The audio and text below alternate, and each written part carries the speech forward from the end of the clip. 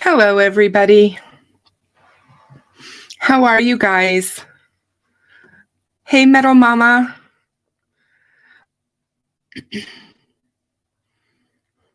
Hey, Charlie 883. Hey, Olivia 2. How are you? Welcome, Never Silent. So good to have you here. Hey, John. Good to see you.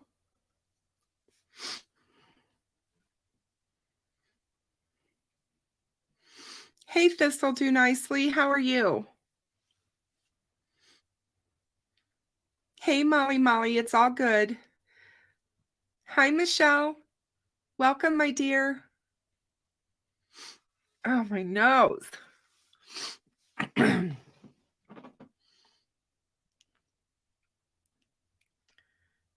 Hey, Hybrid Pisces. How are you?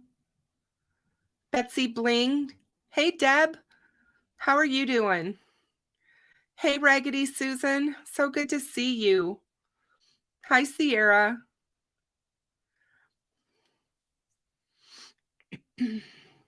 Hey, Mama Libra Scales. Good to see you. I have a surprise for you guys tonight. I do have a special guest waiting backstage that we're going to have tonight with us for our discussion on Delphi. I do have Hoosier Cold Cases with us tonight, you guys. I'm really excited to have him.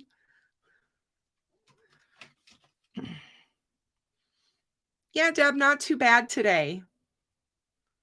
It was quite an eventful day for our Delphi case, if you could say that. The Murder Sheet dropped another episode. They were up in Peru for the PreTrial conference. We're going to talk about that. So yeah, a lot to discuss. I've got some stuff that my good and dear friend Fig shared with me. Some links that I'm gonna show tonight about the sketches and stuff. We're gonna talk a little bit about that. We're gonna see how Hoosier is feeling about all of this, because I know that we all have probably been up and down the roller coaster the past 6 weeks or so.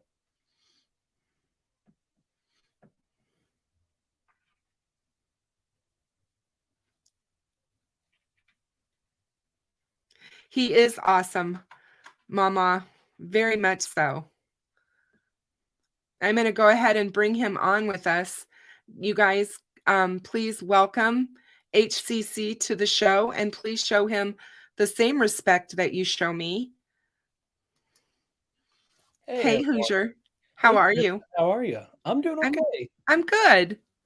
I'm Little good. disappointed with the, the pre-trial today, but I wasn't surprised at all, honestly. And I'm going to talk a little bit about that as to why I wasn't. I'd love to hear your thoughts on it. So, yeah. I know that it's, people have all these preconceived notions of my cat is destroying things behind me. I love that. He's back there and I can just feel him knocking stuff off my shelves. We saw it. You guys see something fall. It's just Finn being Finn. He's a trip. But no, I think a lot of people who don't understand how the court system works and how pretrial conferences go. This one didn't surprise me at all that it was so short and nothing really happened. This is actually the first pretrial conference ever since he's been incarcerated, because all of them have been postponed. Right. So this one was set knowing that the trial had already been set as well. So we're going to talk a little bit about what that means. Hold on a second, because I got a couple of things I wanted to pull up and have in front of me when I talk about this with you guys. But just to give everybody a little bit of a background on what a pretrial conference entails. Judges use this with lawyers for many reasons, but one type of the conference that they can have is a status conference, or sometimes called an early conference. And this conference is held after all initial pleadings have been filed, and it just helps the judge manage the case better. It helps him to establish timeframes for concluding all pretrial activities. And at that time, they may set a date for trial, which has already happened in this case. The trial date has already been set for January. We had a pretrial conference today. There is another pretrial conference set for December 22nd. Now, in some jurisdictions, certain kinds of disputes, such as disagreements, between the parties and things like that, can also be referred to outside third parties that will try to facilitate some sort of a settlement. A lot of times in pretrial conference, that's when you're going to hear about plea deals. That's when you're going to hear about evidence that's being disputed, and whether or not it should be allowed to be at the trial. A lot of times they have mediators that come in to assist the parties to negotiate. Most of the time in this type of a case where it's a felony criminal case, it's going to be the judge that works with the attorneys to try to work through all of that. Okay.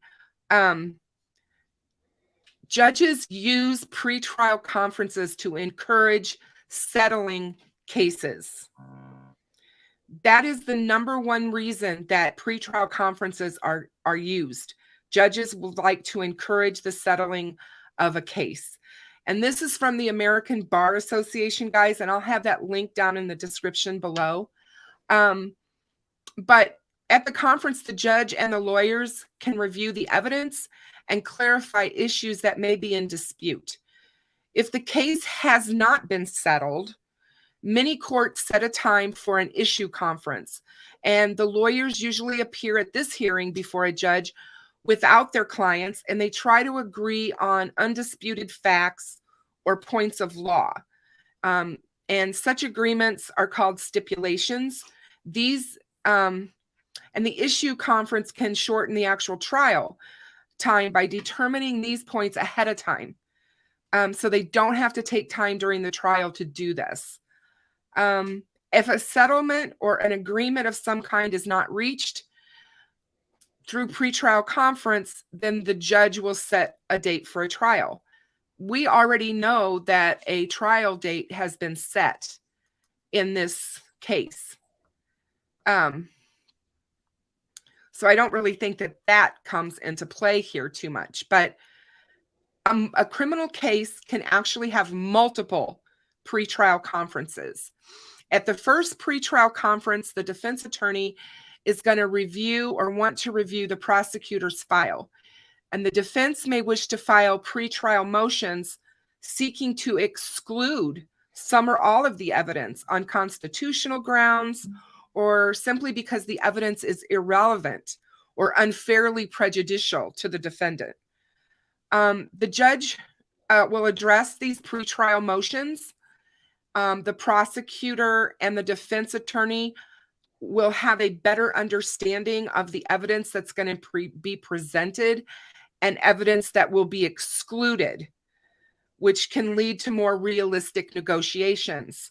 That's what the judge is doing at pretrial conferences, is trying to settle these motions. Plea negotiations that can happen at the pretrial conference. A plea bargain generally involves the defendant agreeing to plead guilty or no contest to an offense that is less severe than what they were charged with. And most people see plea bargaining as benefiting everyone involved.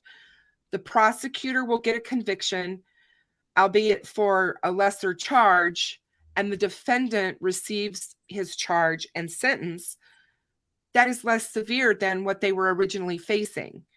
And this will have less of an impact on their life and their future. Of course, in some cases, the only result a defendant can accept is a not guilty verdict or a complete dismissal of all charges. In cases like these, there is little room for plea bargaining, and the pretrial conference is used to discuss the trial processes, such as whether the trial will be a bench trial where the judge decides the fate of the defendant, or if it will be a jury trial by peers. Any stipulations to evidence or the qualifications of expert witnesses, and more. Once that pretrial hearing is over, the attorneys are going to appear before the judge to advise the court on the status of the case. If there is a plea bargain, the lawyers are going to tell the court of the resolution, and they will place the plea on the record by stating the terms of the resolution in open court.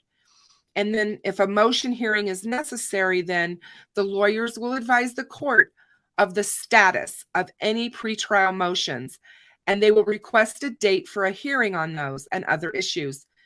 If the case happens to be more complex, the lawyers may simply advise the judge of the status of the case and schedule a future pretrial conference. So what I think happened today is just that. I think we need to be patient. I did not expect much to happen today, and much didn't. I think it took 6 minutes. I look for December 22nd to be more of a true pretrial conference, where if there is going to be a plea deal for Keagan, we'll see it at that time.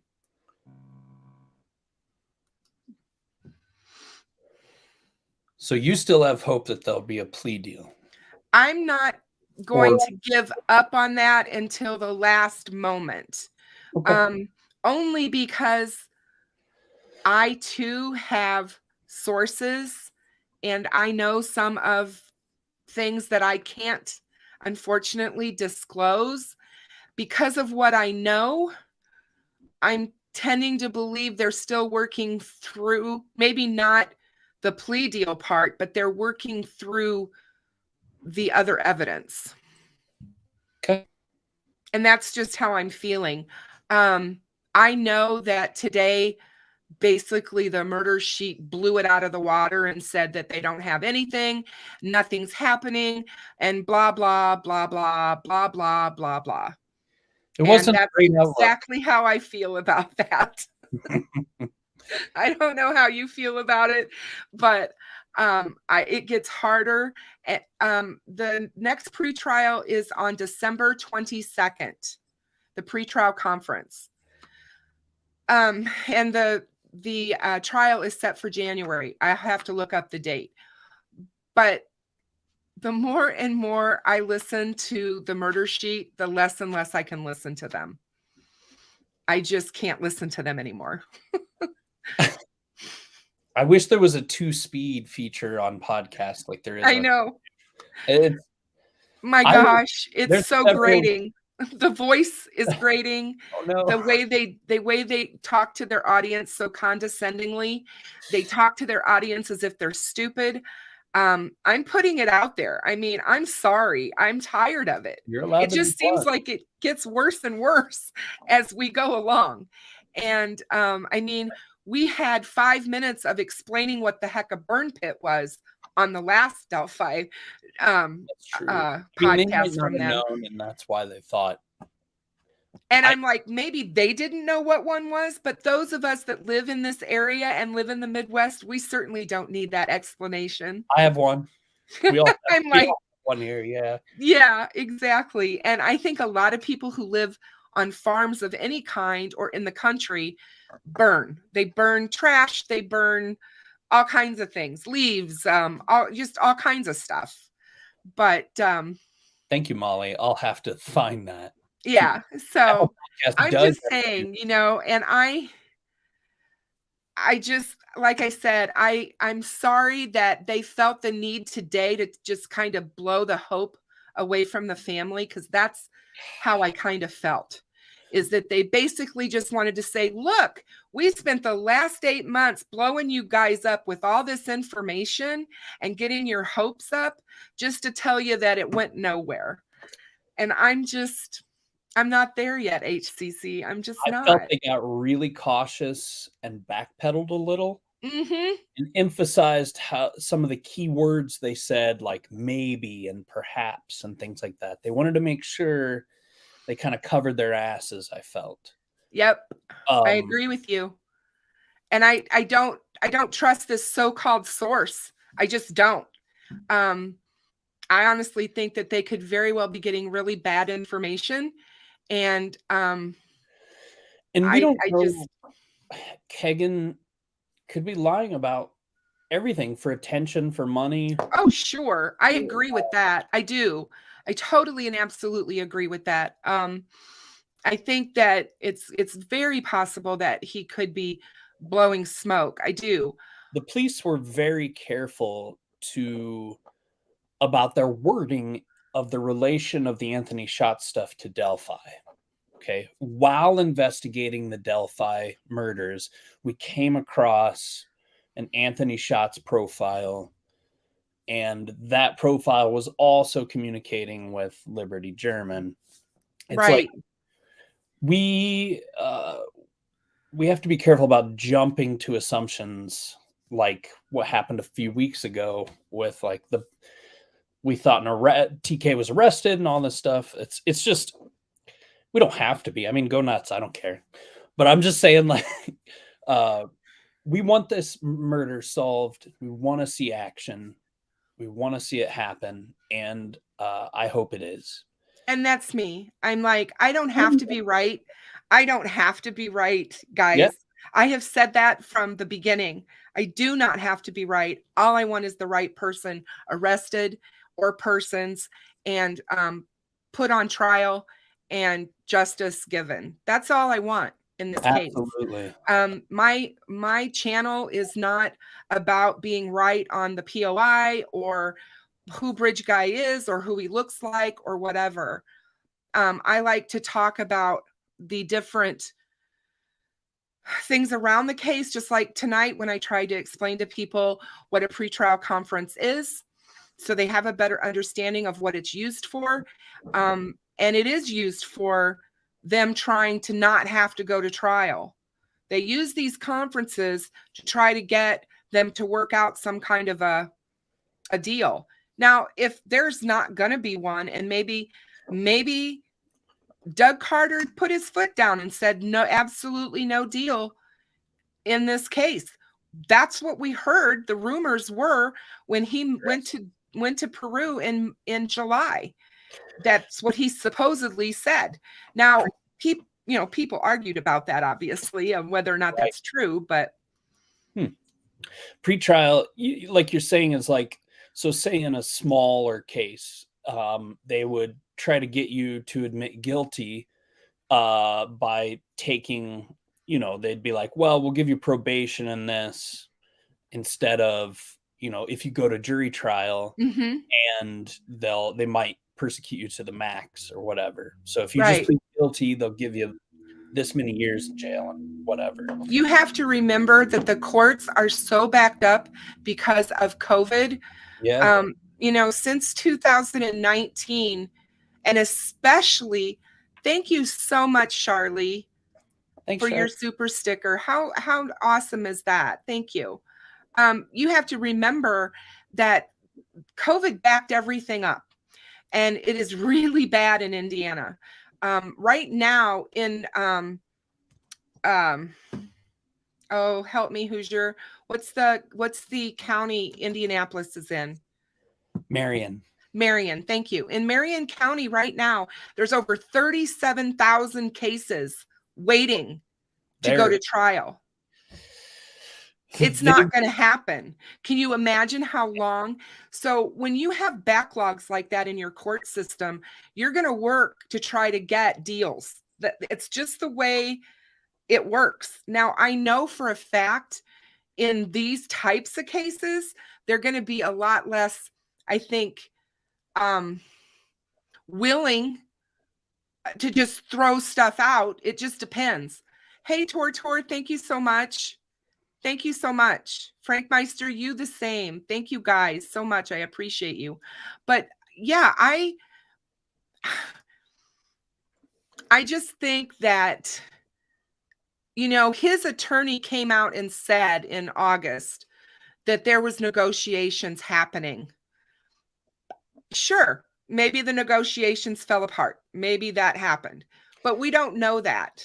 It could have, like, maybe there were, maybe Keagan did say, oh, this or this, and they went and they searched the fire pit, maybe, and they went and searched the river, maybe related. We have no clue. And they didn't find anything because the murder sheet said nothing was found of any significance in the river nor in the fire pit. So his negotiation fell apart. Could be. And it very well could be that. It honestly could be that. Exactly. I've thought long and hard about this. I've had a lot of time. I had an entire week off when I wasn't doing the show to just kind of go over everything that was happening and how did I feel about it. And like I said, we are all on this roller coaster, because I change all the time. I'm like, are we close? Yeah. Are we close? Maybe. You know what I mean? I still feel we are. I still feel we're close. But I don't. If people think for 1 second that today at Keagan's trial or his pretrial conference on CSAM charges, that somebody was going to come up into court and talk about Delphi, they have no idea how the criminal justice system in our country works, because that is not how that will be found out. They may very well let the CSAM case play out before they ever charge him for Delphi. I mean, it's very possible that they're doing that and see how that goes. To make sure they've got him locked away to buy more time, maybe even. They don't have to rush. If they're putting a case together. Why did it take them 3 years to even arrest him, though? Again, there's probably a lot of reasons for that. Other people, it sucks. It does. I don't know why. I do believe that they have a reason, and I think it will make sense to us once it's all revealed. I don't believe that it makes sense to us right now. And I know part of that for me is I don't know that we're right on the exact track. I still say I believe that they are complicit in this Delphi case in some fashion. Are they the murderers of the girls? I cannot say that. There's no way to tell. We don't know enough. Right. Absolutely don't know enough. But I do think we know enough. There's enough circumstantial evidence around these guys to really say somehow they're involved. And I still believe that. I mean, I just don't think you can, I don't think that you can look away from that. When, you know, there were some weird Google searches. There's DNA and yeah. I mean, how long a DNA lasts on a body. But if anybody searched your Google or looked up your Google searches, that it might not look too good either. You know what I mean? Hey, now, don't tell people what I look up on Google. No, I get it. I'm just communicating and told Kelsey that he was supposed to meet, but they didn't show.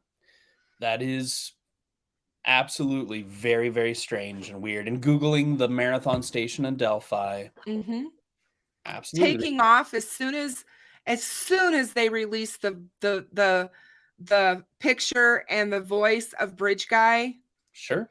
They leave. They take off and are out of here. Were you able to nail down the dates that they left?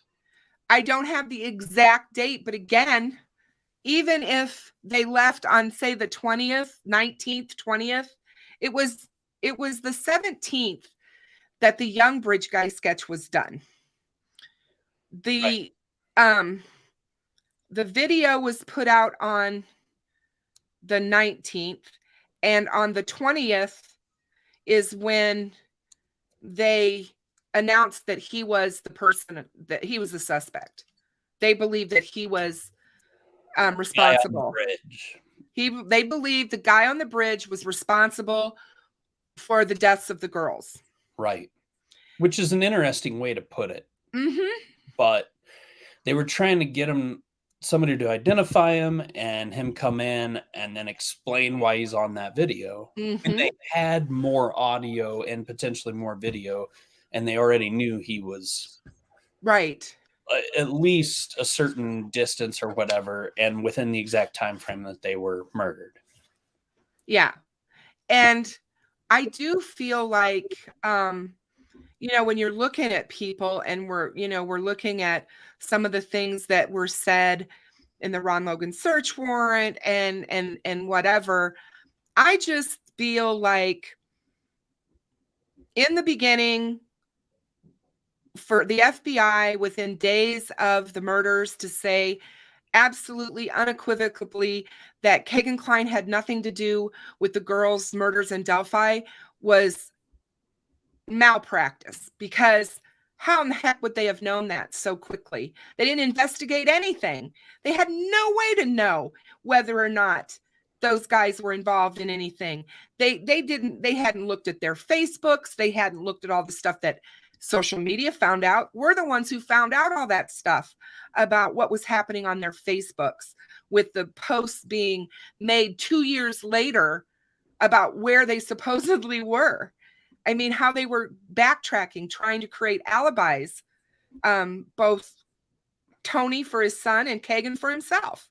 I mean, talking about all these jobs he had and all this stuff. And I know people say, well, that's because he was leading this persona life while he was trying to catfish girls. But I think it was more than that. I definitely believe that at the time in February, when they left, you have to listen to what the FBI agent said on that stage in that initial press conference. If you know of anyone who's altered their behavior, altered their appearance, altered whatever, or suddenly got up and left town or whatever, or moved. That's a really generic profile thing, though. I mean, well, it's generic, but it means it would be, to me, it would be a red flag. But statistically significant enough to where they make that known. Yeah. Exactly. And then for Keagan to say during that trip, and I still say he meant this, because this is in the interrogation. This is not something that happened they're not clear if this happened in Vegas or after he got home. and after they were in the house, after they were searched. And I tend to believe it's after, because I think it's once Keagan found out that Tony was looking at children 5 years and under in very sexually explicit videos online, that he freaked out, and he realized that his dad could very well be capable of what happened.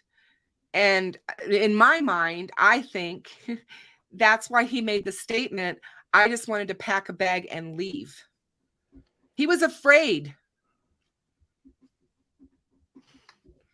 Yeah, that's reading stuff in, but everybody reads stuff in because you just do when you're analyzing things or you're looking at it, you know. And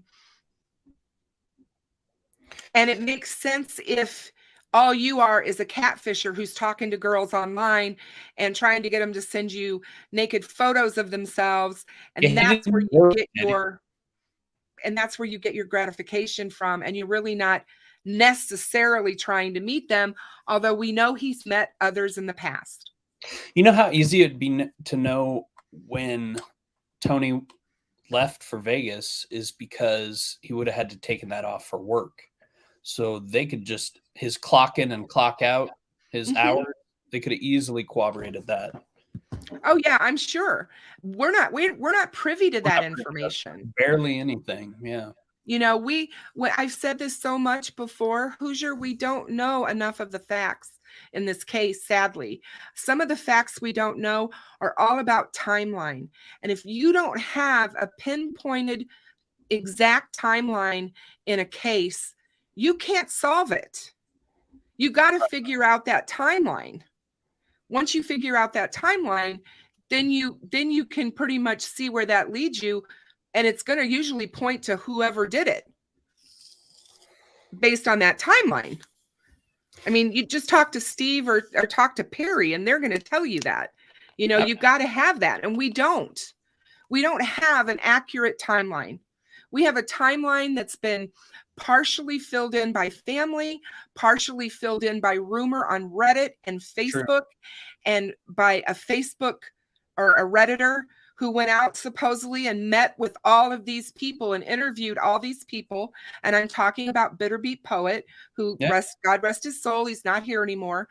But I mean, that's where we got a lot of this so-called timeline and so-called identified witnesses. We don't know if anybody saw him out there at all. Exactly. In fact, on the Megyn Kelly show, when she asked Doug Carter, did anyone see Bridge Guy that day? He said no. Carter doesn't know. So I'm just like, I'm just saying, but you can't, you know, but it's we don't know either. Yeah. I think it's funny how people choose to take in some information and then throw out what they don't want to hear. Do you see what I mean? It happens a lot. It does. I mean, why wouldn't they say, what's with the vehicle at the CPS? Why wouldn't they say red Jeep or... I have no idea about that vehicle. I still, to this day, might not be connected at all. Don't know that vehicle has anything to do with this case. He's brought up a hitchhiker.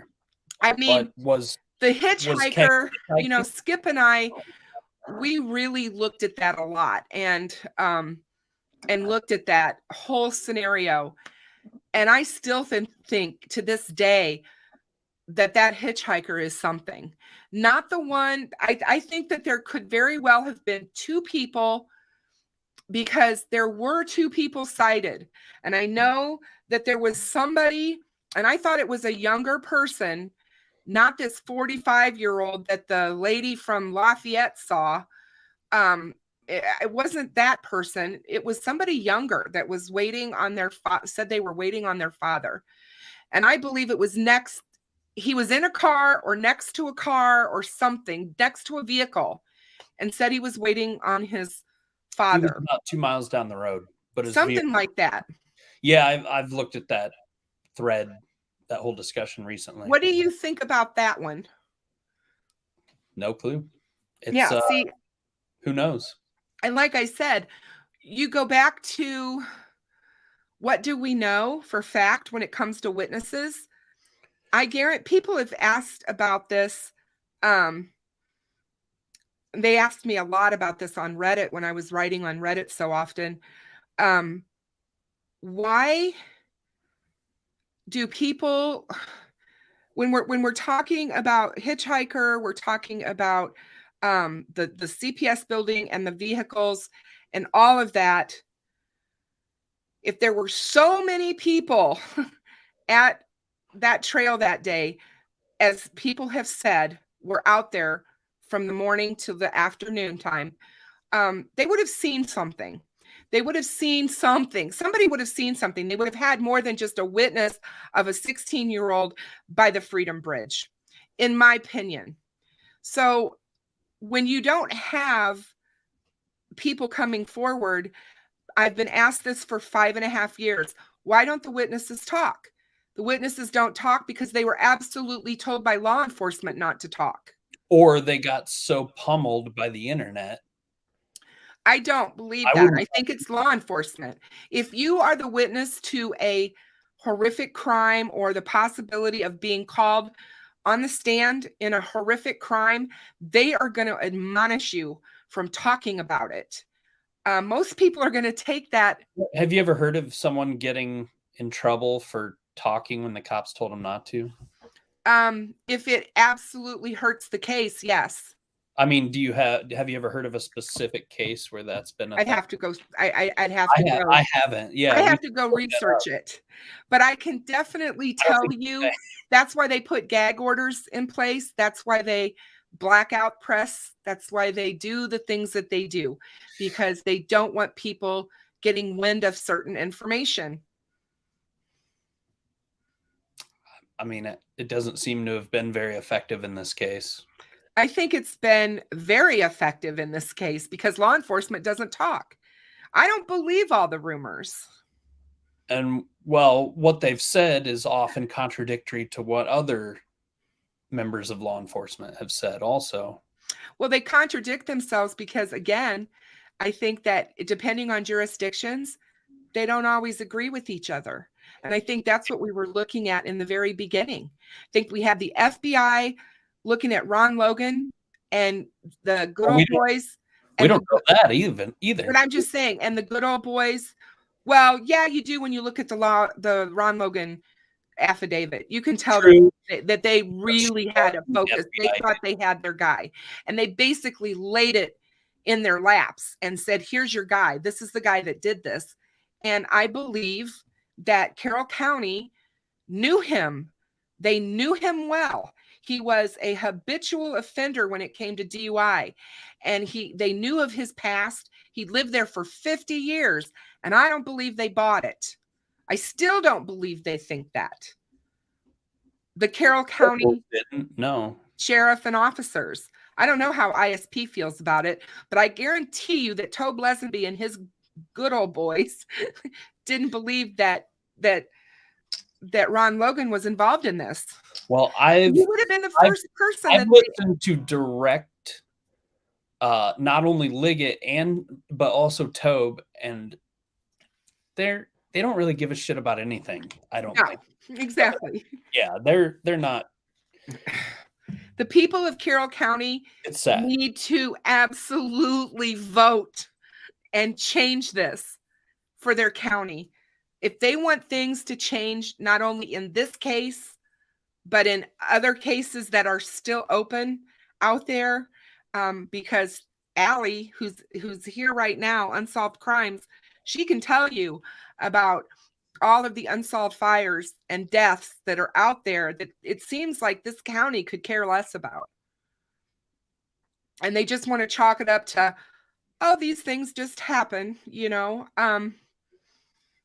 It's just, I wonder if we've zeroed in on a different county and like we do on Carroll, if it would seem as scary and crazy as all 6 counties surrounding Carroll County have these suspicious unsolved fires with deaths of little girls and females.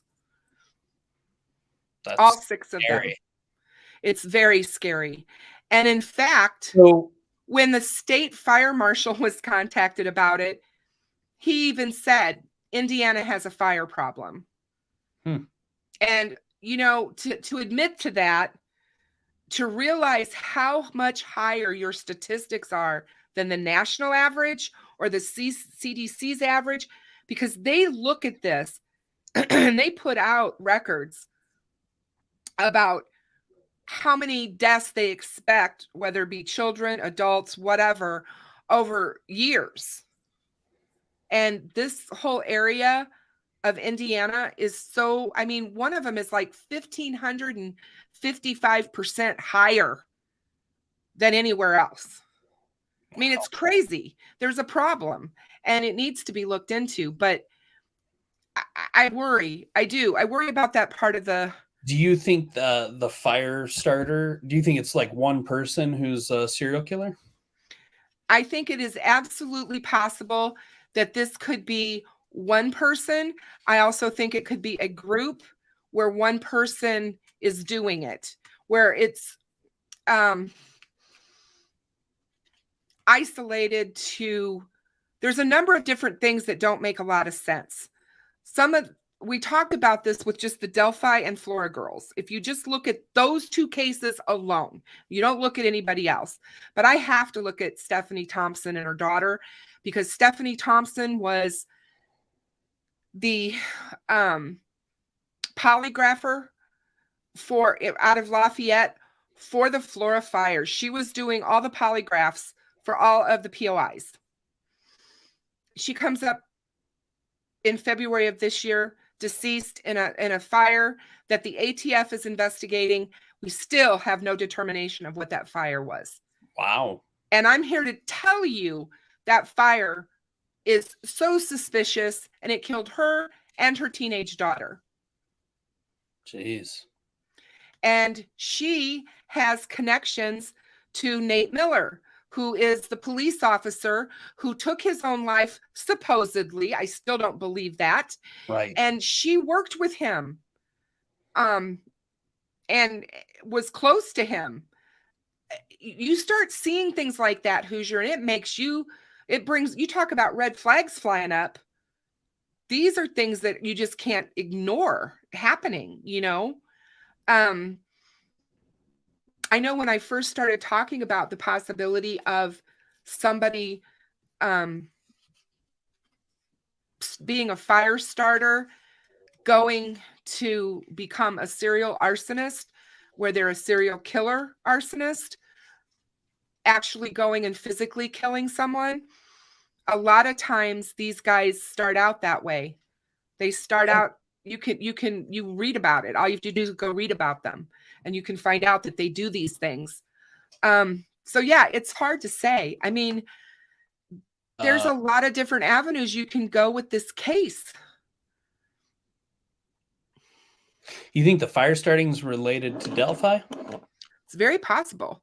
And the reason Allie and I, we dove into it deeply, and the reason that we feel that way is because one of the things that we found was the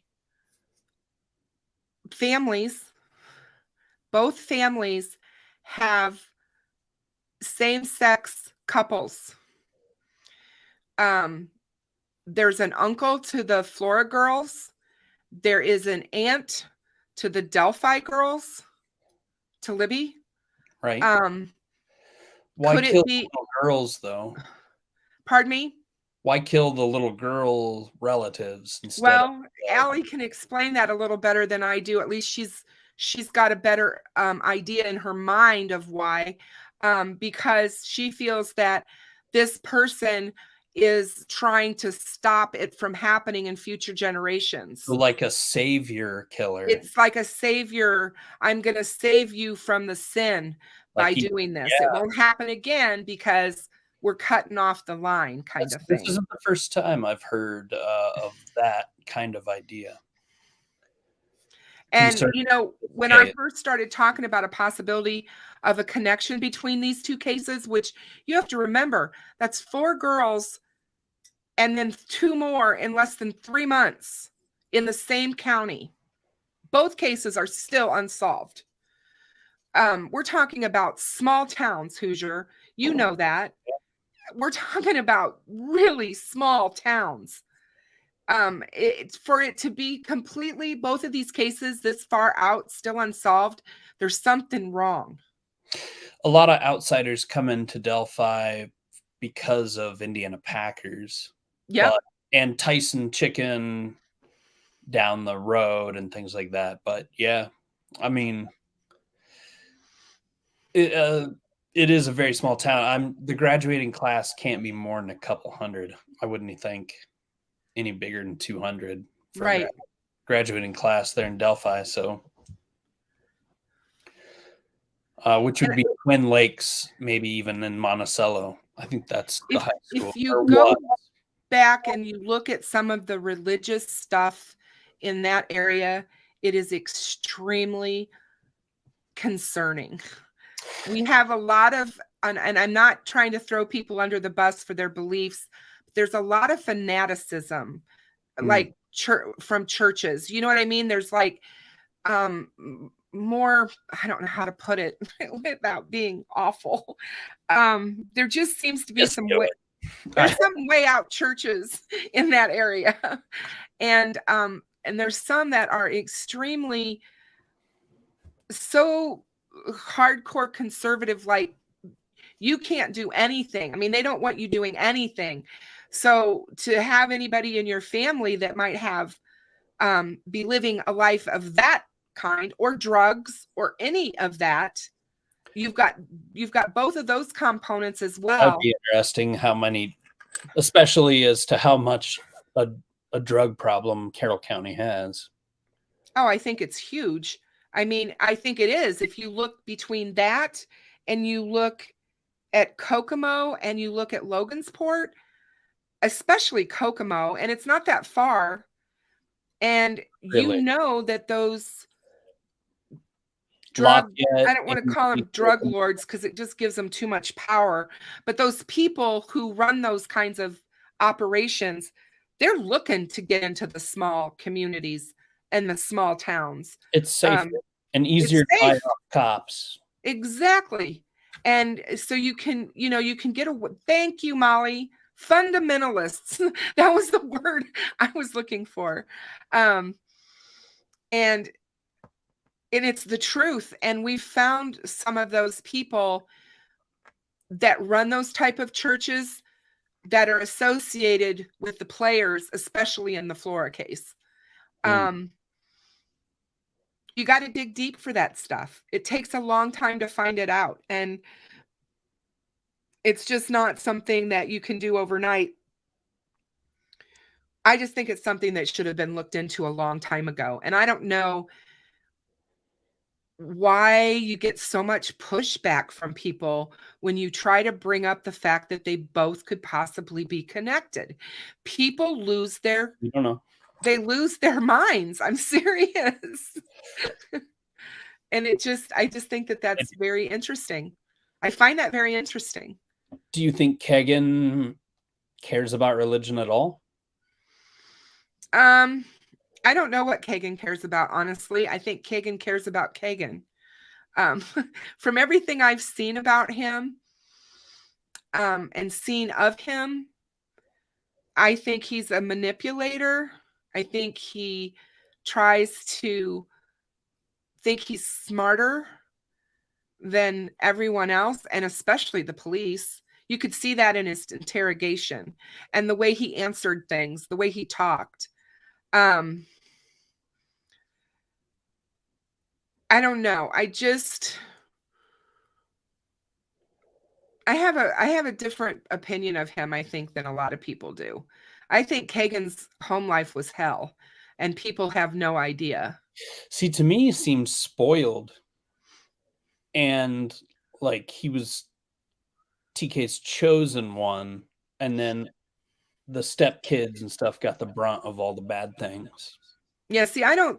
Keagan doesn't work a job. He has cars and phones and fake Rolexes. Where's he getting the money for that? It's not like he's working. And Yeah, he's selling drugs.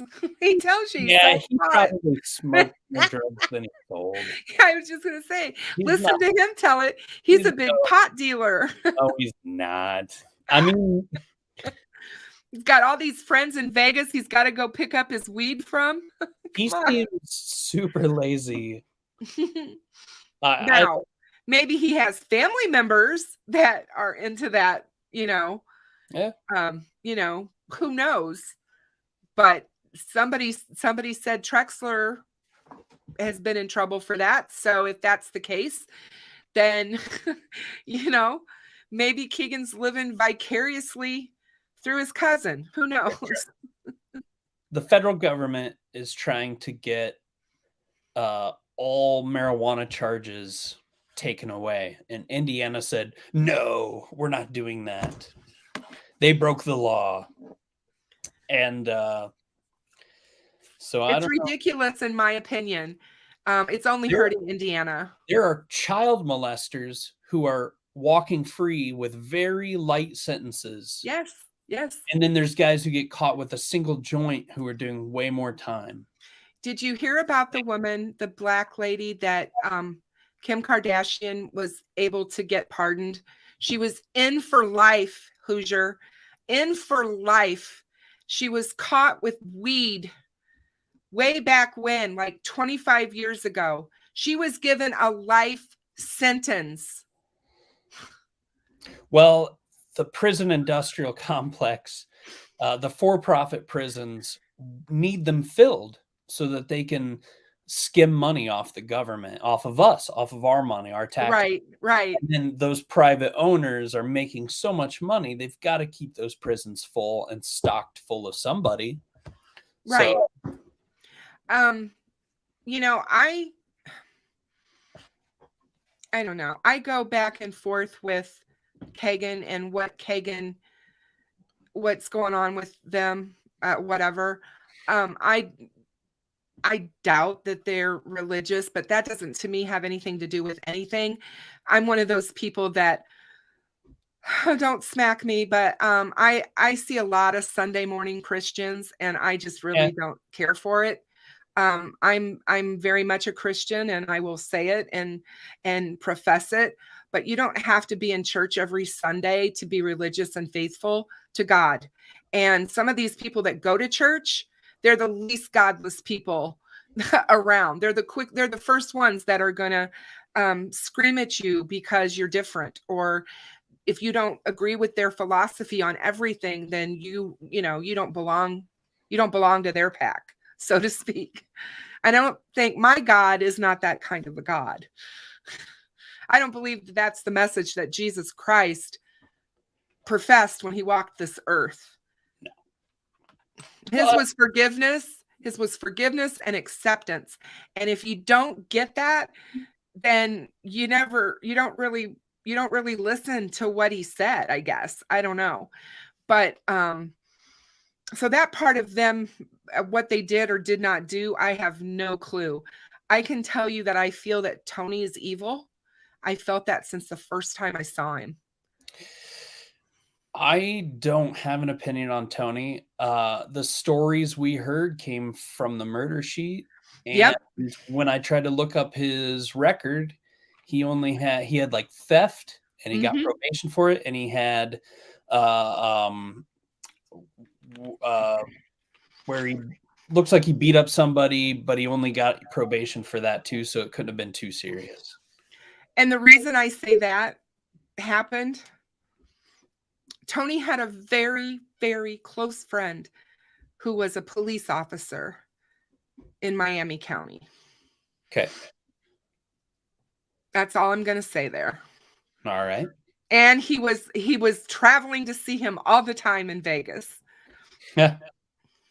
Okay. And this particular friend is also a deviant, if you ask me. That doesn't look good. No, it certainly doesn't. Yeah, he had some real weird fetishes. We were able to uncover those. And it involved Disney princesses. So I'm here to tell you that's weird. Yeah. That's just That's weird. child. Yeah. I mean, yeah. Yeah. Yes, Daisy, that friend is dead. So, yeah, I mean, you know, there's just so much, and I have trouble. There's a lot around Flora that we could easily discuss sometime. I'll have to chat your ear up in private, fill you in on some of the stuff that we found. But there is a couple of firefighters that I tend to raise my eyebrows at. They always tend to be the first responder and the hero. And we all know that arsonists notoriously are firemen who want to be heroes. Yeah. And it happens. They're the ones that start the fires so that they can that they can rescue. Yes. There's one fireman that piqued my interest a couple of years ago. He was saved from a fire, and then like he saved that person. Like, I don't remember, but like there's some weird stories surrounding some firefighters that are close to Delphi and Flora. I like your shirt, by the way. I got this off I just realized it. I just realized when I saw it. I knew it was tie-dye, and then I just realized what it was. I got this from Abby's grandparents at the Kitley Inn motorcycle ride a couple years ago. Oh, cool. Cool. Was. Awesome. Awesome. Yeah, I have one of those as well. Very nice people. It's a what they are. And Becky is a sweetheart. They've been through a lot, and the first thing I thought of, was it you that told me that the murder sheet had put out a new? You did. You were the one who told me. Yeah. Okay. You were the one who told me about it. And I thought, oh boy, here we go. And I knew, that today was the pretrial conference, but I had my own issues going on today. So I wasn't on top of it as I should have been. But anyway, after I listened to it, I sat there for a minute thinking to myself, I get that people think or they want to say she's a reporter or whatever, a journalist. And that's all fine and good. But I for myself and how I feel about my coverage of this case, it would break my heart to take away the hope that Becky and Anna and all of them have. I'm not going to do that. And the reason being is because of Kristin Smart. And I keep going back to that case, and I will continually go back to that case, which the first person on their radar was the person responsible for her murder, and he was convicted 2 days ago. Wow. Finally, 26 years later, and they never stopped looking at him. But they don't have her body. There's a lot of things they don't have in that case, but they have so much more that you cannot say it wasn't him. And just all of the behavior and all of the other things that he was doing to other women. And this was a budding serial rapist. It's just the way I look at it. How were they able to convict him? He was 19 years old when her murder happened, and he was still doing this stuff in high school. They convicted him on the evidence. The fact that there was a grave dug underneath his dad's deck. They went in and they analyzed the dirt, and they were able to get human blood out of it. And they were able to realize that a body had been buried there probably for quite some time. They got wind somehow. Again, people want to talk and put stuff out there that law enforcement doesn't want out there. And they were able to move the body. in the middle of the night. And the neighbors saw them doing all that. Mm. They saw them out there digging with lights and stuff at 2:00 in the morning. And, you know, there were just all kinds of stuff like that. Were they able to tie the blood to even a relative of Smart? I don't know what they did. I didn't listen to the actual blood part of it, so I don't know if they were able to actually say that, but they knew that a human body had been in that ground. How do you explain that? Are you going to explain that it was some other human body that was going to be buried there? Yeah, I mean, that's No, I'm just saying. And his dad basically came to he got up in the middle of the night she went missing at school. Paul's dad got up in the middle of the night. His wife's like, "What are you doing? Where are you going?" He's like, "I've got to go." He jumps in his truck, not his car, but his pickup truck, and drove to Cal Poly to his son's dorm. And yeah, I believe he helped him move the body. And they helped all of them, the entire family, his sister included, his sister's husband, his mother's boyfriend, his father. They all helped conceal that for 26 years. When they went into Ruben, his dad's bedroom, he had a table, like a dresser, off to his bed, and inside of that was basically a murder book. It had every clipping about her, all of her missing posters that he went around and was ripping off. When the missing posters were being put up, Ruben went around and pulled them down. Wow. Who does that? That's weird. Yeah. I mean, there was just a lot.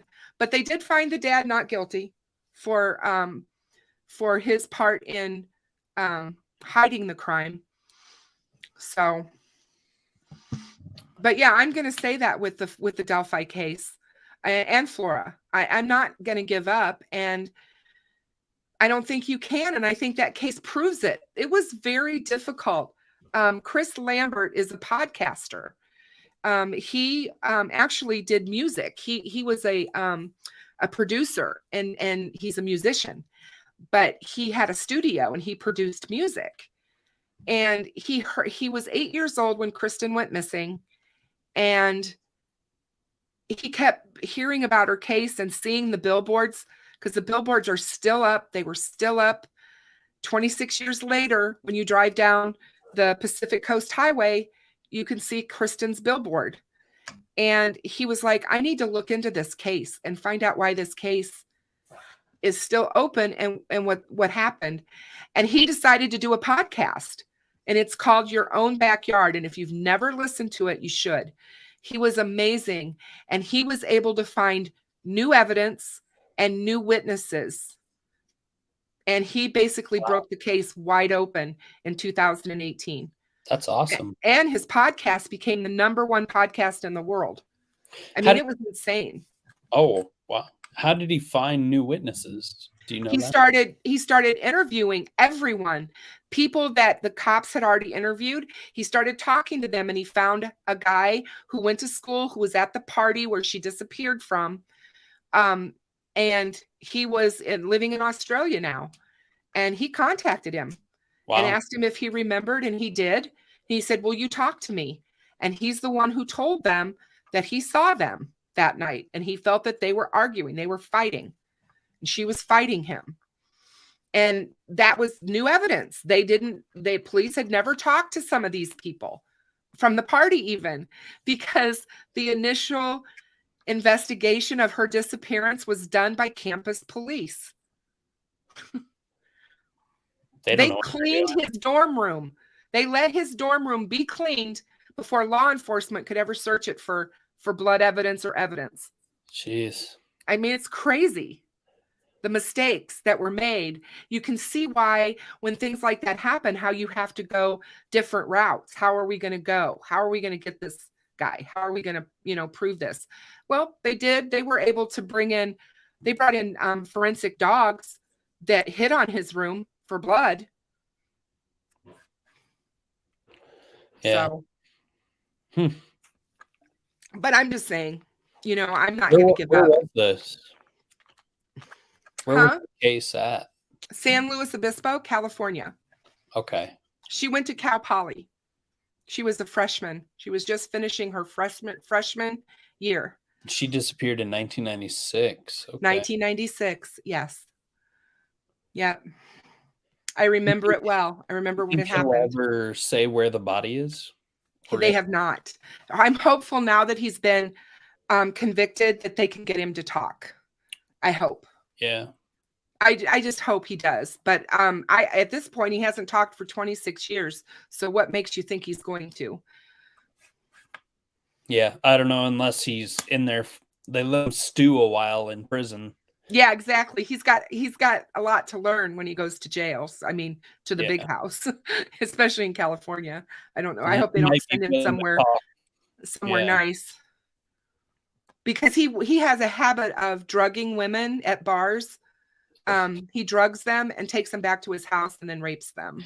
See, dudes don't have to worry about covering their cups or walking away from their glasses and stuff. Yeah. Like, it's scary as shit.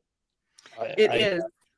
It makes you, you know, we as women, we've all been there. We know what that feeling is like of something on the back of your neck just goes up and you just know that that person's not a good person. Or when you're out with friends, you constantly have to look over your shoulder because, you know, it's like you never feel safe. You're told from the time you're a little girl, you can't be safe because you got to always be looking out for these predators. I mean, it's true. It is true. And now it's not just little girls. The predators are after little boys too. You can walk through a grocery store and see predators very clearly. There's a difference. They look at people too long, or I probably look like one because I'm looking at these people, but like I don't know if you ever go people watching just while you're doing. Oh yeah, I do. Things, yeah. We were in a pet store one time, and this dude was just like staring at my son.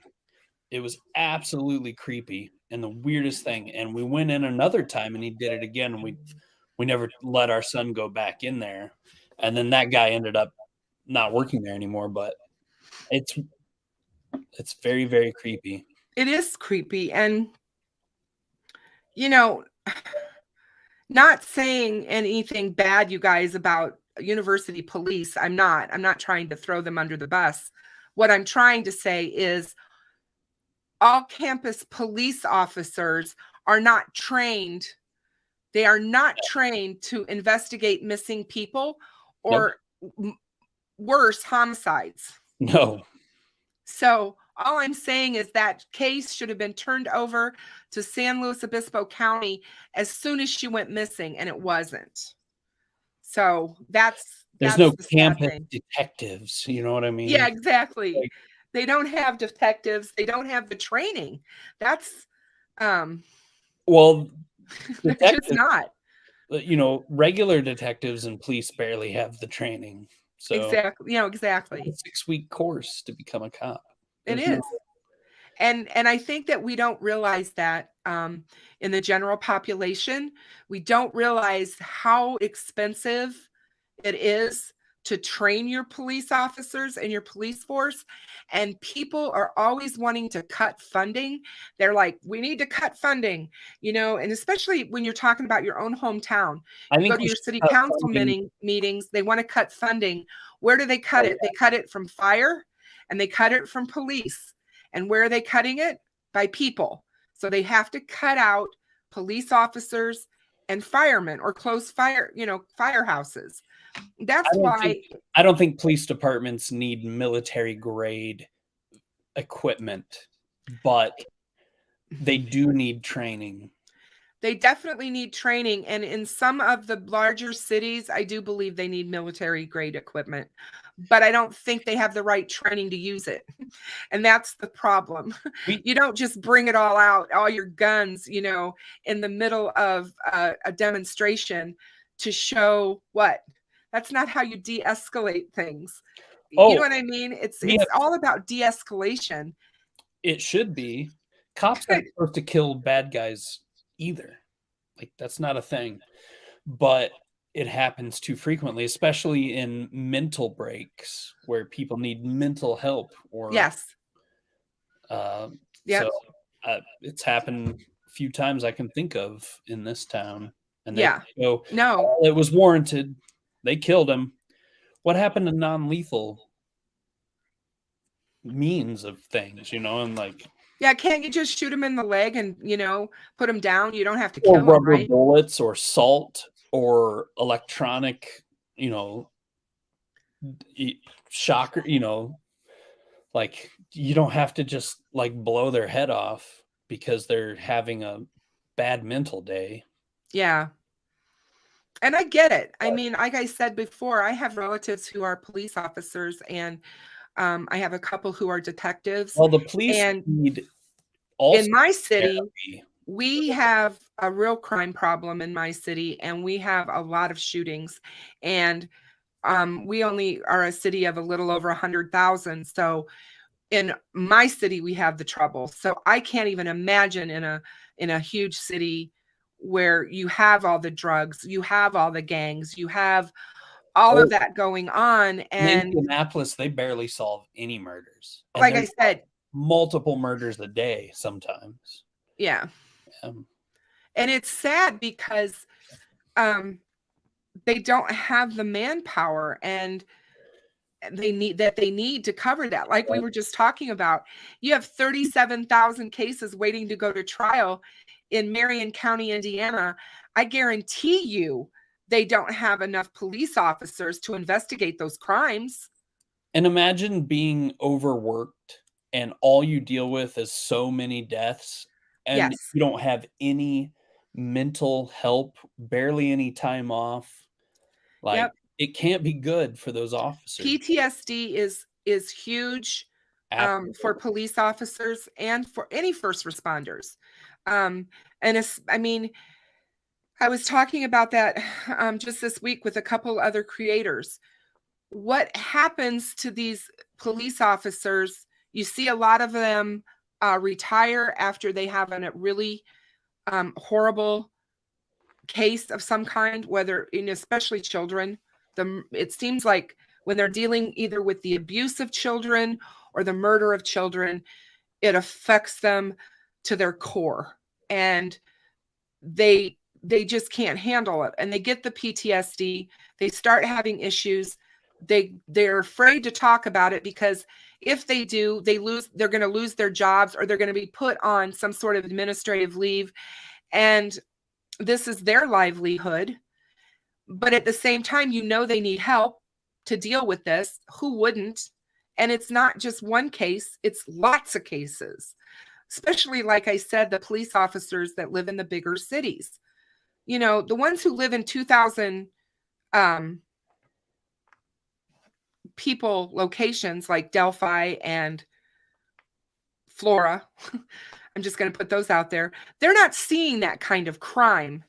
Although I will say that Carroll County at the time of the girls' murders, the burglary rate in that area was out of this world. There was a ton of burglaries happening.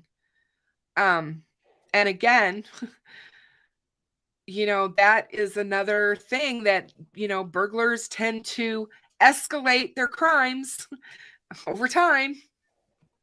They go from that to other things. But yeah, I think police, they need full-time body cams that they can't turn off. They need proper protective equipment. yes, such as, body armor. They need mental support. They need vacation. They need to make enough to live a somewhat comfortable life so that it doesn't stress their they should have a similar to like truck drivers.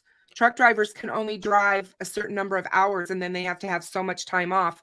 Police officers need to be the same. They can only work so many hours and then they need off, because you can't put their mind in that precarious position and that heightened I mean, everybody Fearful. lies You to know what I'm all talking about, that position Yeah. for that length of time, it's not going to be good for mental health. So, David, some LE have support systems, but not in your smaller towns or Yeah, medium. your small towns have none. And then there might be one psychologist that, so after a shooting, like after an officer kills someone, they might have to do a few sessions, but it's not a regular thing. I mean, cops are lied to all day, every day, and are put in danger every day. And if none of that is kept in check, like it can, I understand why it gets so hairy and stuff, but I don't know. I had a good friend. I was in the 82nd Airborne, and they would say, "All right, let's go." They'd fly him to a plane, drop him into active, where they'd have to kill an entire village, basically. And he got blown up once in a convoy, but he was okay. It knocked him out, but he wasn't injured. And then one time he got blown up by an IED in a door frame, and it dislocated some discs, or separated some discs in his back. They sent him home, gave him medication, and gave him this machine to call once a day. And they're like, good luck. My brother was in the 82nd, and that's kind of cool. And that you had a friend in the 82nd, but it's very apparent in the military, as big as our military is, and as big as the VA is, that we do not come close to taking care of our military men and women who serve and come back with PTSD. Bill for your government, they don't give a shit about you anymore. Yeah, I'm serious. They do. They care about you while you're in the midst of the fray to a degree. But I mean, once it's all over with and done, it's kind of like they just throw you to the wind. And I say that because I lived during the Vietnam War. I was young during the Vietnam War. I saw it. We called it our nighttime, dinner time television, because that's what was on. It was constant at night on TV over dinner time. And we were seeing all of that. And then they bring, I'm having a hard time believing you. I am. And my birthday's on Halloween. I will tell you, I'm going to be 61 years old on my birthday. What? Yes. Whatever. Yes, I am. Do you ever know a woman that would lie about how old she is on the upside? Oh. But anyway, so yeah, we watched all that and we saw all that happening. And then what happens in the early 80s, they close all the mental hospitals and they release all these people. And a lot of our veterans ended up living on the street, mental health issues. And a lot of our homeless are veterans. And it's very, very sad. It is sad. It's very sad. Well, I wish we could solve all these problems. I really do. Thank you, Louisa. You're so wonderful. Somebody said that the other day about me being a Scorpio. Yes, I am a Scorpio for sure. But I'm a Cancer. So you're the same as what my dad was. We were both water signs. Yeah. There you go. But yeah, I getting back to just how we feel about Delphi in general, well, how I feel about it is just hope it's solved and prosecuted and the right person is caught off these streets. Welcome back. Thanks. It's my Apple mouse, you guys. I swear to God, this magic mouse is not magic. All you have to do is hit it the wrong way and boom, it throws me right out. I do it all the time. I'm really sorry. Thank you so much for having me on. I love having you on. It's always such a pleasure to talk to you, and good conversation. Yeah. It is. And I always like your perspective on things. And I mean, tell me honestly, how are you feeling about the case? I don't think I want to admit to myself that I don't think it's going to be solved anytime soon. But I've like heard that. you, I want to keep the hope. Hmm. I want to see the sooner the better, in my opinion. Yeah. The fact it's been 6 years, and I can't imagine how disappointing it is for law enforcement, where they really thought it'd be solved quickly, and it has not been. And so they brought in more people and other agencies and things, and I don't know. Hopefully they get some information. You know, all of us out here still talking about it. Hopefully the right person sees it, tips in exactly what they need to be able to figure this out. Well, I agree with you that I think it's taken a toll on law enforcement. How could it not? Right. I do believe that law enforcement wants to solve this case. I know there's people out there that don't think that, but I don't. I don't. I believe they do, and I think it's because my mind doesn't want to wrap around thinking the other direction, that somebody in law enforcement would be impeding this investigation to keep it from being solved. I suppose if somebody was involved in the murders, that's possible.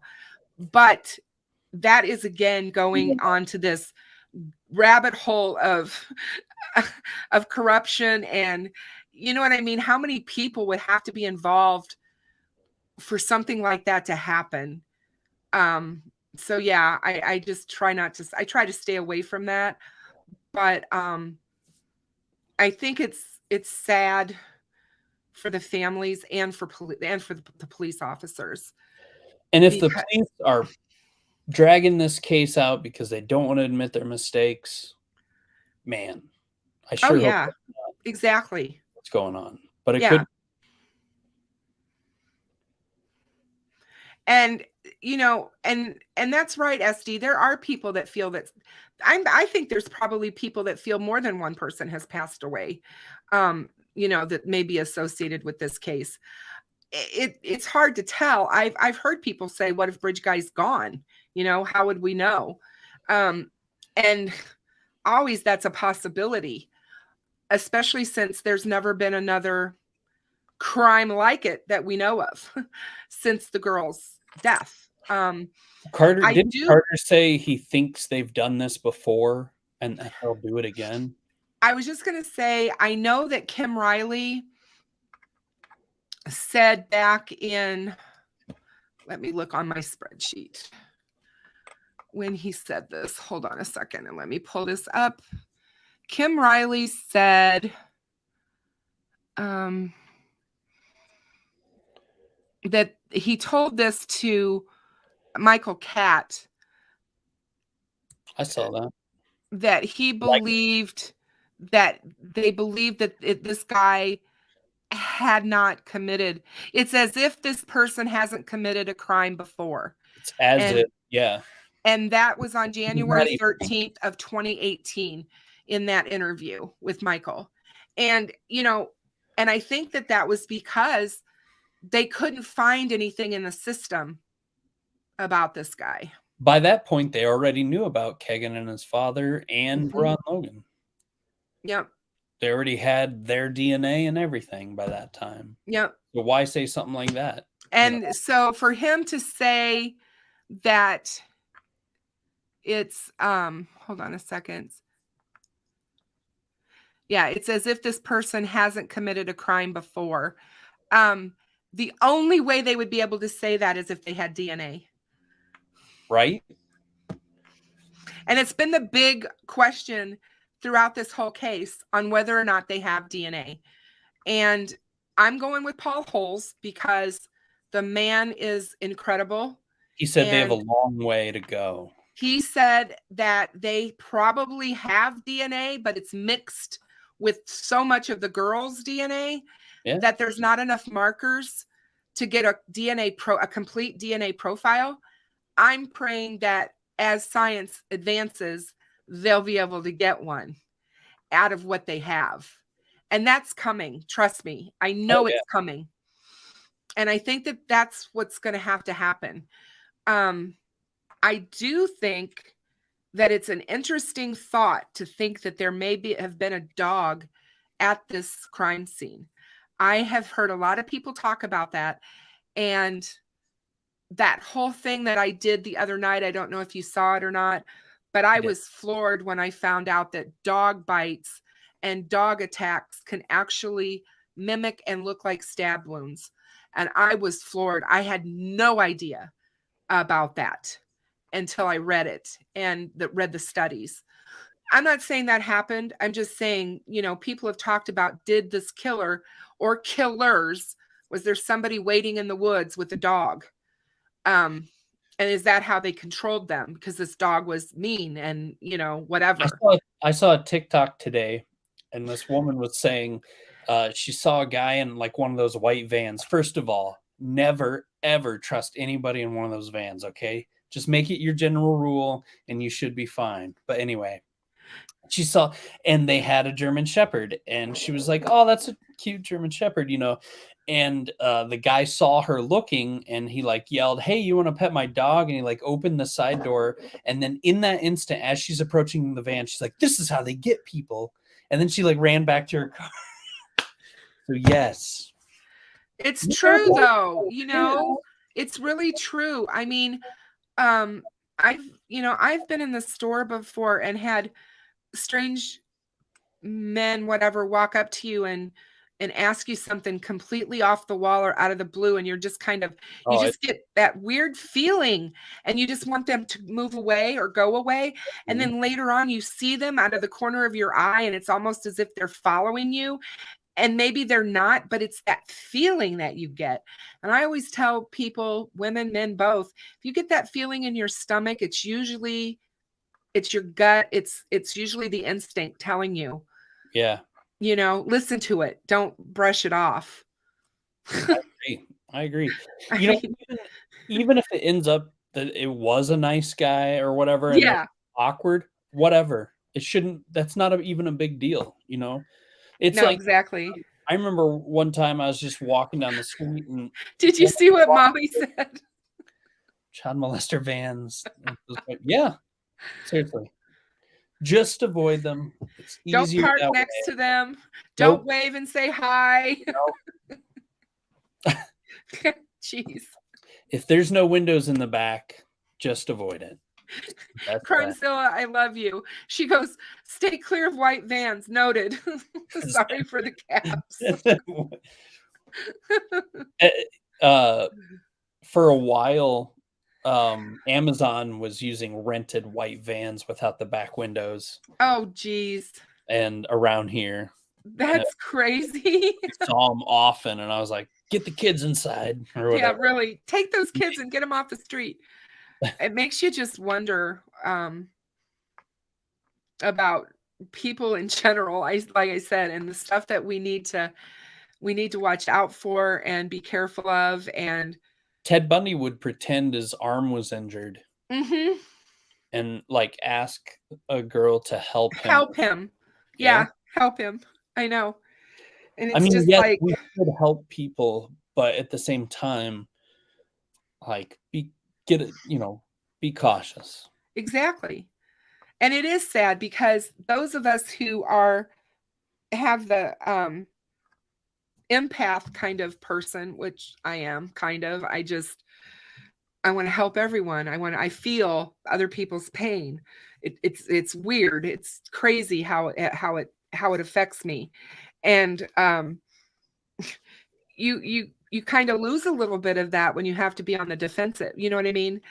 Be defensive and worry about the baddies, I guess I should say. Creepy people. Sarah says, watch out for creepy people. You ever taken the psychopathy test? It's like a test of empathy. I haven't. You should do that live sometime and let people see it and stuff. Oh, that would be interesting. Yeah. That would be interesting. But yeah, that's me. That's the kind of person that I am. And I always want to see the good in everyone. And it's really hard sometimes. That's part of me, even with this whole thing with Keagan. I think there's a part of me that thinks there's goodness in him. And I know that's crazy of me to say. I know I'm nuts. Well, I admit it. I admit it. human, All I'm saying is that he could be a victim of his childhood. yeah, We don't know what happened to him in his yeah. home. We don't. If Tony is a person who preys on little kids and likes to watch little children being raped, 5 and 4 and 3-year-olds, God knows what he might have done to his own son. We don't know. That's all I'm saying. True. But I get what you're saying with him as well. He's definitely a master manipulator. I feel he's probably learned from the best because I Yeah. think his dad probably taught him. If you drive a van called AAA, Yes. Just there you go. There you go. Yes. I love that, John. There's nothing wrong with driving a van, but if it's white with no windows in the back, Yeah, Molly about says getting it painted. She's surprised the lady stopped to ask the hitchhiker if he was okay. I wouldn't stop as a female alone. I would call 311 and let them know I've done it before. I agree with you. I can't believe that lady stopped that night. And granted, she didn't know anything was going on. She didn't know the girls were missing or anything. But that's why her husband got all mad at her when she told the story. You know, he got upset with her that she did stop that night. And so, yeah. But she wanted to see if she could help.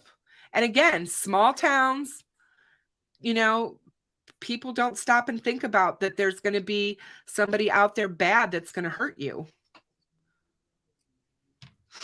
I mean, you know, my family all were farmers and lived in the country, and they kept their doors open and unlocked, and you know, they had their keys in their cars and trucks. Yeah.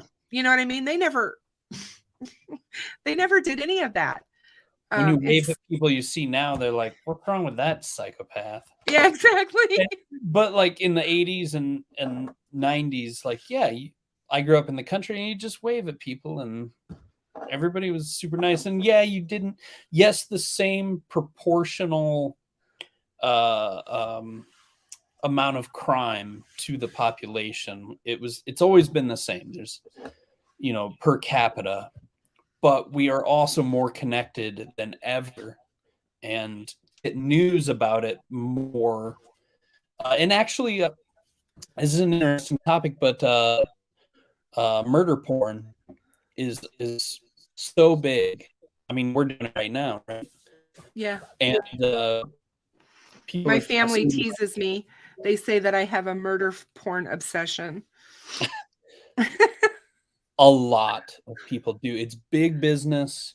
There's the number one most watched show of all time on Netflix is Dahmer. I know. And I watched it and I don't know how I got through it, honestly. And I lived through it. I mean, I was there living and watching it. It was so close to us here as far as regionally, you know, it was on everywhere. And I know that a lot of what they portrayed in that documentary wasn't true. I know I just read something the other day that one of the victims' families is up in arms about it, of how they were portrayed in it. But yeah, I mean, I do think it gives you an idea into what his home life was like growing up. I don't think a lot of people knew that about him. Had that. Yeah. I mean, it kind of goes to show you, good My Lord. friend Dahmer was about his school experience, right? Yeah. So it's like some people think it was his peers in school that twisted him the way he was, and some think it was his childhood with the taxidermy and all that. And his Do you really think it was taxidermy or just mutilation of animals? I didn't see him stuffing a lot of animals. I just saw him dissecting them. There's plenty of people that grow up in hunting families that don't grow up to murder people. No, I agree. I do. I agree with you. Yeah. I don't think he can be pinned on one thing. He was very ostracized and isolated as a teenager, and that could have been where his fantasy, plus his being bisexual, or even just gay. But in that time in the world, he wasn't. It was very, very frowned upon, and you were Oh made yeah. very heavily if you were, and it could have been just a whole combination of things. The animals as a kid, losing some empathy there, how he was treated as a teenager, his sexual fantasies that he couldn't fulfill or explore in a comfortable environment, like all of these things. So Right. Exactly. And it's I will say the guy who portrayed him, the actor who portrayed him, was so realistic and so good. I mean, literally, I was scared watching it. I had to watch it in bits and pieces. I couldn't he was binge great it. in American Horror Story. He was Oh, amazing in The Office. Actually, he played a bratty kid on The Office. He I was mean, he's a very good actor. And, very, very good. you stop and think about what it takes to get into that character and what, to portray what he did. He needs some psychological counseling after that. Probably. I mean, you stop and remember what Heath Ledger told us happened to him. We watched it actually happen to him after he had to get in character for the Joker. And I mean, that was dark and really twisted. It truly, like, real good actors, like, immerse themselves in their characters, and it does change them as people. Yeah, no, exactly. It's like a form of Exactly. empathy, even. Yeah. Oh, pretty crazy. I like USA Libertarian says a man doesn't need physical help from a random woman unless he is bleeding a lot. I would tend to agree with that. Fair. I'm not saying that all men that ask for help are serial killers are gonna attack you in some fashion, but it's never bad to think it's never bad to think about that first before you put yourself in a put danger. yourself in a bad way, right? Well, and women are just harassed in general often, especially the more attractive they are, and like, I don't know. I'm sure it's scary. I've never had any trouble with being harassed by women to where I felt uncomfortable, like in an alley or walking down the street. You don't get wolf whistled at? I find that really hard to believe. I did when I was younger. No, I don't know. Especially when they hear you play your music. I would just think they would probably go nuts. Nah. Look at him. Nah. Not nah. Nobody cares about music like that anymore. I love watching the old. Do you see my shirt? Do you see my sweatshirt that I have on? I love watching the old Doors videos or the Beatles, and the Elvis movie was great. Like, there was a real revolution for women in the 1950s, and music let them, and it was pretty amazing. So it was cool to watch, that's for sure. Don't you go shaking your hips on that stage. Yeah. My God, you're making my wife go crazy. What is wrong with you? Well, maybe you should find the boat captain. Anyway. Yeah, there you go. Sorry. But anyway. Yeah. Molly. Yeah. Yeah, I can't imagine how crazy. She's very right. And it seems like it's getting earlier and earlier because for whatever reason, this society thinks that they need to sexualize their little girls. And I don't understand that. It bothers me to no end. Yeah. People who think it's okay to sexualize their little girls. And what I mean by that is they put them in bikinis at the pool. They put babies in bikinis. I'm like, what are you doing? What about like the pageants? Oh yeah, exactly. For sure. The pageants are the weirdest thing to me. Yeah. Yep. I agree.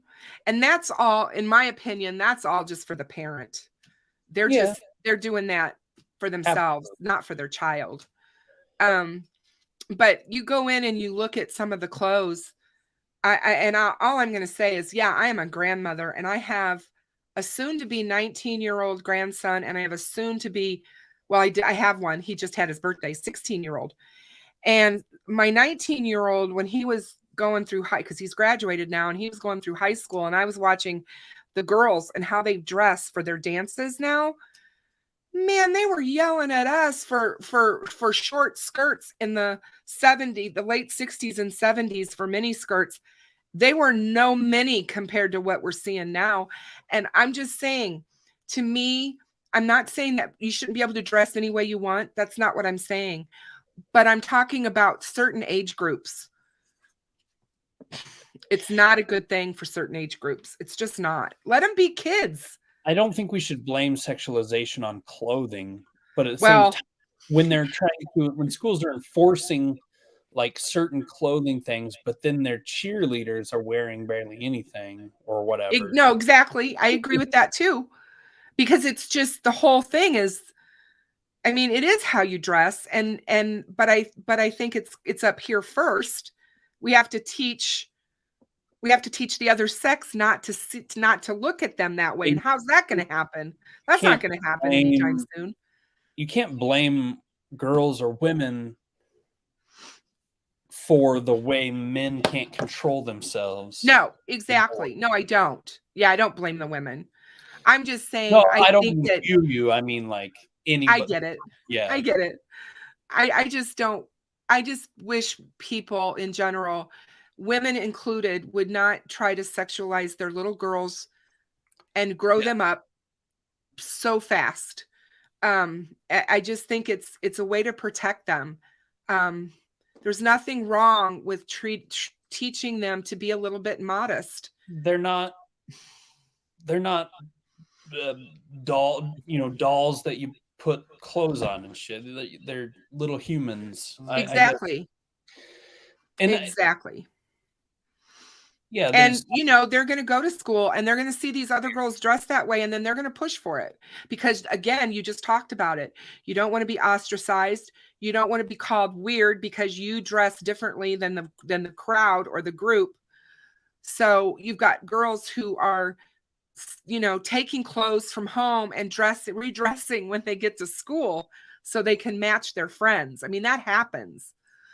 And I it's Columbine. I was in high school when Columbine happened. mhm. And I wore a raincoat or trench coat, and I wore black t-shirts with the pocket and blue jeans, and like had some kid like go to the office and was like, I'm scared of these guys that wear. I'm like, what the we're just wearing clothes here. We're Yep. not, like it really was weird how things like that have affected even that. I remember when they banned we couldn't wear shorts below or above our knees or whatever. Mhm. I think it was even different than that, but girls could wear I don't even remember the name of them. They were kind of like shorts, but they had But they look like a skirt, culottes. yeah, something like that. Yeah. And so a bunch of the boys wore those one day, We and used to roll our skirts up at the couldn't top, do at the anything waist. about it. We would roll them to make them shorter. So crazy stuff. But I Molly I says, rolled them. I get Okay. ragey when the dress codes at work or school apply only to females and Yeah, not males. Length of shorts, tank tops, etc. Men are responsible for controlling themselves. Teach them at home. And that's I right. agree with that. I was in HR. I can't believe how many conversations I used to have with female employees about mode of dress, and I never had to have them with men. Men could come in and they could do whatever, I mean, for example, somebody who wears a dress shirt that needs to have an undershirt underneath of it based upon body physique. That's all I'm going to say. I mean, it's be the same thing if it was a woman, you know what I mean? But nothing's said to them for that. It's just, I don't know. Shouldn't matter what a woman, let's move up to that. Shouldn't ever matter what a woman wears. Dude shouldn't be raping or whatever. Yes. Like, It it's shouldn't. disturbing that this even has to be a conversation at all. Right. Yeah. Well, It's again, not it goes for back to, it's not because asking she walked for it down the street in a short skirt that she was attacked and raped. That's because not what it's about. dude So was a rapist. That's right. exactly. But I do believe that it starts at home, and we do have to teach our children, and our boys and our girls, how to better control themselves. You have to treat boys that girls are not objects, and no means no. Right. Absolutely means no. No matter where you are in the throes of it, no means no. Because she should be able to change her mind. I think these younger generations are better about that stuff, though. Actually, I do too, because there's actually a difference in conversation. Like when I have conversations, and I have these conversations with my 19-year-old, and he'll talk about it. He hates the way he sees his friends treat women, and he will bring it up. He will say to them, "Hey dude, that was not cool. You don't do that," or whatever. And it's because of how, pardon me? They will make TikToks about you. I know. Yeah. And and I'm glad though that he felt, and when he was in school, to stand up to them. I hope he can still do it now as a man out in the workforce. He's working construction, and he's out there, he went straight into the trades. He got his apprenticeship in the carpenters union. He's in the union. So he's with some hardcore type guys, and I know he's going to hear all kinds of, as I put it, derogatory terms and talk about women. And I hope he can still be that same voice to stand up and say it's wrong when he sees and hears it. Absolutely. That's awesome. Yeah. So, it's not something we're going to change in a conversation. It's not something we're going to change. It's going to take. It will change in conversations with your children. Yes. Because yeah, that's the only place you can change anything, is with your own. Your own. You can do yourself. You can change your own mindset. You can choose to be good and kind, and treat people with respect, even those who don't treat you with respect. So I don't even follow that rule. I give respect until it's not. Crimezilla, when did you work at Children's Hospital in Denver? I'm curious because that's where my son was treated for his cancer. Lisa Woody asked about man spreading. Oh, geez. When men, that's not the word she used, but that's what it's called. When men like spread their legs real far. Yes. Drives me crazy. Cobraing. When they do that, and if especially if they have on really loose shorts or whatever. No. I wish men would keep their shirts on. Nobody wants to see that. It's like, wait, you've had a few too many beers. Or out jogging, anything. I don't care. I don't want to see that shit. Oh, I know. I love how men just strip off their shirts and just think that everybody wants to see it, Actually, why do they do that before a fight? I don't know. Yo, bro, and they have to take their shirt off. What's going on with all of that? I know. The weirdest thing. Oh God, Molly says she'll take manspreading over mansplaining. That's fair. Oh my goodness. We digress. Oh, that's funny. So yeah, we do. We just need to teach our boys self-control and respect for girls. And we need to teach our girls to have respect for boys and how to behave. And what I mean by that is it's not right for girls to entice and tease and all the things that girls can be known for either. That is Yeah, be wrong, nice just to as each other. bad. I'm teaching my girls to just punch and kick first with boys and worry about the rest later. Just, yeah, exactly. You know, there you go. Smack that dude. Just straight punch to the throat. And Yeah, I know. It's, yeah. a little Well, round. it's been a pleasure having you on here tonight. We've been on here close to 2 hours, so Wow. I'm ready to jump off. And yeah, thank you so much. Have a you're great night, so everybody. welcome. It's Night, so good Kristin. for you to come on. I'm so glad you did, and it was a great night. And I think we got a lot talked about. I don't know that we got anything decided, but That's at okay. least, you know, we're still here, and we're still going to be here, because I want to see what's going to happen. And, you know, I pray every day for justice for Abby and Libby, and justice for the Flora girls. So, oh, wow, Crimezilla, that is really, really wild. He passed away in 1988. So he was there. He was treated there in 87 and 88 at the old children's, where now the baseball stadium is. They built the baseball stadium after he passed away for the Colorado Rockies. That's just interesting. How cool is that? Well, anyway, you guys, thank Hoosier. I'm so glad to see you. Goodbye. Have a great evening. And everyone that stayed and stuck around with us tonight, I so appreciate all of you. I hope you all have a really good Friday. And we'll see you guys on Saturday night. I believe my show on Saturday is going to be something not Delphi related, but I'm still working on that, so we'll see how that goes. But I appreciate all of you. Please make sure that you like and subscribe to my channel, so that you can find out when I go live next. Thank you, everyone, for being here. God bless you. Everyone, please be safe.